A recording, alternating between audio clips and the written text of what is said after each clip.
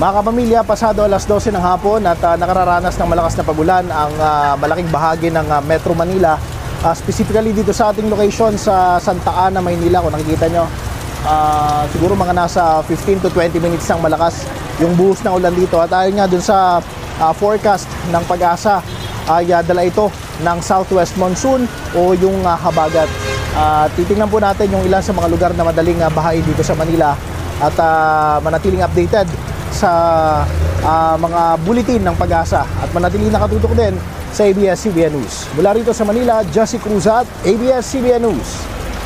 Mga kapamilya, ito po yung sitwasyon sa kahabaan ng Taft Avenue, Manila as of 12:38 ngayong Sabado.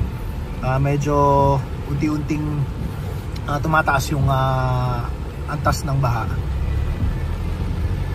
dahil sa walang tigil na buhos ng ulan. So yung ilan sa mga commuter, pahirap pa makasakay. Yung mga padyak nag-u-turn na. May mga bahagi ng lugar, may mga portion itong Taft na hindi pa malalim yung baha, pero may mga part din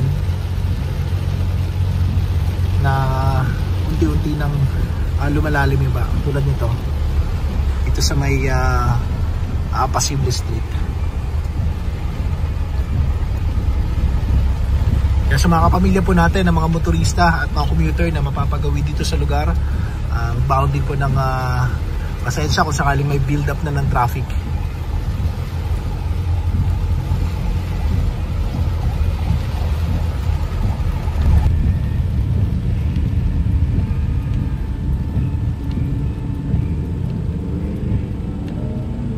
Ito po yan sa tapat ng NBI, medyo